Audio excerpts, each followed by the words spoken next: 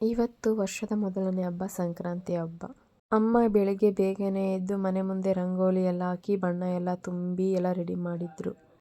ಸಂಕ್ರಮಣ ಅಂತ ಹೇಳಿ ಸಗಣಿಯಲ್ಲಿ ವಿಘ್ನ ವಿನಾಶಕ ಮಾಡಿ ಅದಕ್ಕೆಲ್ಲ ಪೂಜೆ ಮುಗಿಸ್ಕೊಂಡ್ರು. ಆಮೇಲೆ ಅಪ್ಪ ಕಬ್ಬು, ಬಾಳೆದೆಲೆ, ಗರ್ಕೆ ಎಲ್ಲ ತಗೊಂಬಂದಿತ್ತು ಪೂಜೆಗೆ ಅಂತ. ಇನ್ನು ನಾನು ಸೈಡಲ್ಲಿ ಕುಂಬಳಕಾಯಿ ಸಿಪ್ಪೆಯಲ್ಲಿ ತೆಗಿಕೊಳ್ತಾ ಇದ್ದೆ. ಈ ಹಬ್ಬದ ವಿಶೇಷವಾಗಿ ಮಾಡೋವಂಥದ್ದು ಕುಂಬಳಕಾಯಿ ಒಂದಾಗಿರುತ್ತೆ.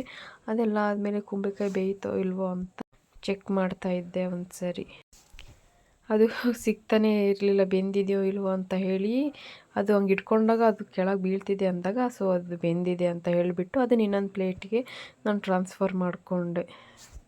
ಅದು ತುಂಬ ಸುಡ್ತಾಯಿತ್ತು, ಕೈಯಲ್ಲಿ ನೋಡೋಕ್ಕಾಗಲಿಲ್ಲ ನನ್ನ ಕೈಲಿ. ಸೊ ಅದಕ್ಕೆ ಈ ಥರ ಇಕ್ಕಳ ತೊಗೊಂಡ್ಬಿಟ್ಟು ಚೆಕ್ ಮಾಡ್ತಿದ್ದೆ ಬೆಂದಿದೆಯೋ ಇಲ್ವೋ ಅಂತ. ಕೊನೆಗೆ ಅದು ಬೆಂದಿತ್ತು. ಸೊ ನೆಕ್ಸ್ಟ್ ಇಲ್ಲಿ ಅಮ್ಮ ಎಳ್ಳು ಬೆಲ್ಲಕ್ಕೆ ಅಂತ ಹೇಳಿಬಿಟ್ಟು ಶೇಂಗಾ ಮತ್ತು ಕೊಬ್ಬರಿ ಇದೆಲ್ಲ ಏನೋ ಹುರ್ಕೊಳ್ತಾ ಇದ್ರು ಅವರು.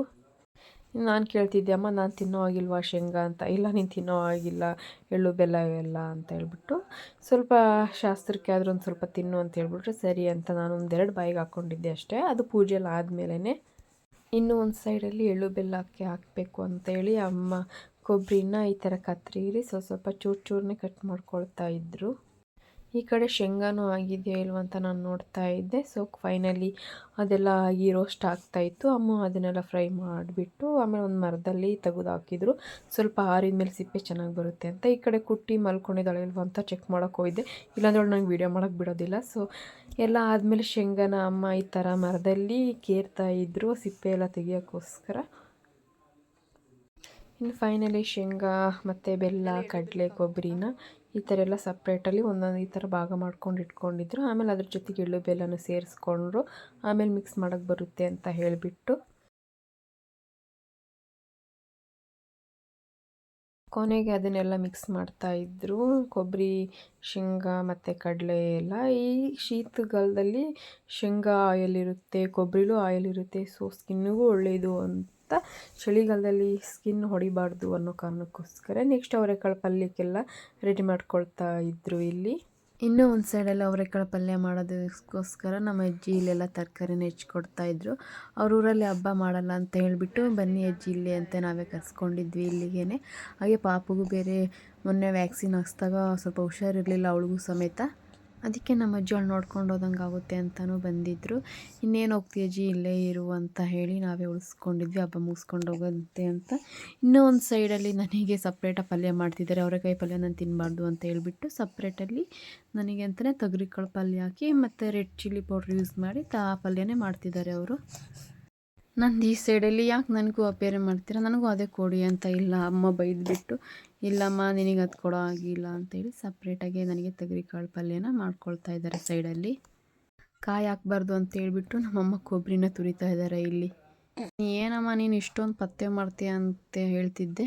ಸೈಡಲ್ಲಿ ಕುಂಬಳಕಾಯಿ ಎಲ್ಲ ಬೇಯಿಸ್ಕೊಂಡಿದ್ದಾಯಿತು. ಈ ಸೈಡಲ್ಲಿ ಕಾಯಿ ಹಾಲಿಗೆ ಬೆಲ್ಲ, ಕಾಯಿ ಎಲ್ಲ ಹಾಕಿ ರುಬ್ಬಿ ಅದನ್ನು ಕಾಯಿ ಹಾಲು ಮಾಡೋದಕ್ಕೆ ಅಮ್ಮ ರೆಡಿ ಮಾಡ್ತಾ ಇದ್ದಾರೆ. ಕಾಯಲ್ಲೆಲ್ಲ ರುಬ್ಬಿ ಆದಮೇಲೆ ಒಂದು ಸಣ್ಣ ಪಾತ್ರೆಯಲ್ಲಿ ಅದನ್ನು ಸೈಡಲ್ಲಿ ಎತ್ತಿಟ್ಕೊಂಡ್ಬಿಟ್ಟಿದ್ದಾರೆ. ಇನ್ನು ನಾನು ಕುಂಬಳಕಾಯಿ ಎಲ್ಲ ತಿನ್ನೋ ಆಗಿಲ್ಲ ಅಂತ ಹೇಳ್ಬಿಟ್ಟು ಹೆಸರುಬೇಳೆ ಪಾಯಸ ಮಾಡ್ತಿದ್ದಾರೆ ನಮ್ಮಮ್ಮ ನಮ್ಮ ಅಜ್ಜಿ ಸೇರಿಕೊಂಡು. ಹಾಗೆ ಇನ್ನೊಂದು ಕಡೆ ಅಮ್ಮ ಪೂಜೆಗೆ ಅಂತೆಲ್ಲ ಹೂವು ಎಲ್ಲ ರೆಡಿ ಮಾಡ್ಕೊಳ್ತಾ ಇದ್ದಾರೆ ಇಲ್ಲಿ.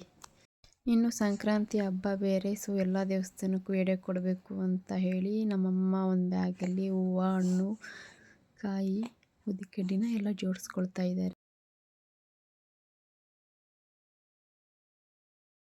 ಆಮೇಲೆ ಸಂಕ್ರಾಂತಿ ಹಬ್ಬಕ್ಕೆ ದೇವಸ್ಥಾನ ಎಲ್ಲ ಬೇಗ ಬಾಗಿಲಾಕ್ಬಿಡ್ತಾರೆ ಅಂತ ಹೇಳಿಬಿಟ್ಟು ಅಮ್ಮ ಮೊದಲಿಗೆ ಎಲ್ಲ ಪೂಜೆನೆಲ್ಲ ರೆಡಿ ಮಾಡ್ಕೊಳ್ತಾ ಇದ್ದಾರೆ. ಹೂವೆಲ್ಲ ಮುಡಿಸ್ಬಿಟ್ಟು ಅದಾದ ನಂತರ ಇಲ್ಲಿ ಸೈಡಲ್ಲಿ ಥರದ ಅಡುಗೆಗಳೆಲ್ಲ ರೆಡಿ ಆಗಿಬಿಟ್ಟಿದ್ವು.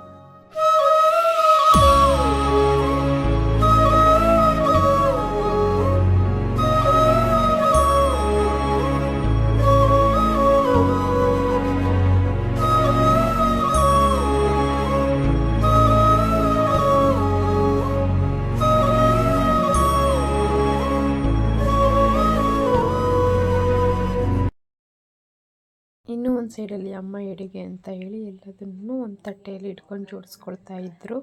ಆಮೇಲೆ ದೇವರಿಗೆ ತಾಂಬೂಲ ಅಂತೇಳಿ ಎಲೆ, ಅಡಿಕೆ, ಬಾಳೆಹಣ್ಣು ಮತ್ತು ಕಬ್ಬನ್ನ ಸಮೇತ ಇಟ್ಟಿದ್ರು. ಪೂಜೆ ಎಲ್ಲ ಸ್ಟಾರ್ಟ್ ಮಾಡ್ಕೊಳ್ತಾ ಇದ್ರು ಅಮ್ಮ.